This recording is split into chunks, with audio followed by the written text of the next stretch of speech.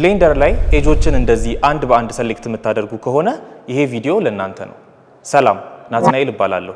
በመሶብ ስኩልስ የብሌንደር 3D ኤንድ አኒሜሽን ኢንስትራክተር ነኝ። ኤጆችን እንደዚህ አንድ በአንድ ሰሌክት ማድረግ ምናልባት ትናንሽ ለሆኑ ጂኦሜትሪዎች ቀላል ሊሆን ይችላል። ነገር ግን የጂኦሜትሪው ብዛት እየበዛና ውስብስብ እየሆነ በሄደ ቁጥር እንደዚህ አንድ ሰሌክት ማድረግ አድካሚ ሊሆን ይችላል። ስለዚህ በዛሬው ቪዲዮ ይሄንን ነገር እንዴት በቀላሉ ማድረግ እንደምትችሉ አሳያችኋለሁ። ለምሳሌ እነዚህን ኤጆች በቀላሉ ሰሌክት ለማድረግ ሉፕ ሰሌክት መጠቀም እንችላለን።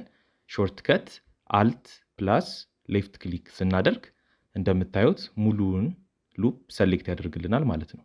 ስለዚህ ኤጅ ሞድ ላይ ከሆንም በኋላ የትኛውን ቦታ ሄደን አልት ሌፍት ክሊክ ስንነካ እንደዚህ እንደምታዩት ኤጁን ሰሌክት ያደርግልናል። እዚህም ጋር መተን አልት ሌፍት ክሊክ ስናደርግ እንደዚህ ሰሌክት ማድረግ እንችላለን ማለት ነው። ሌላ በአንድ ጊዜ ብዙ ኤጅ ሉፖችን ሰሌክት ማድረግ ከፈለግን ምንድነው የምናደርገው? መጀመሪያ እዚህ ጋር አልት ሌፍት ክሊክ እናደርጋለን። ሁለተኛ ማድረግ የምንፈልገው ጋር እንሄድና አልት ሽፍት ሌፍት ክሊክ ስንነካ ሁለተኛውንም ሰሌክት ያደርግልናል። ስለዚህ በዚህ መሰረት ከታችም ሄደን ሴምቲንግ እንደግማለን። አልት ሽፍት ሌፍት ክሊክ።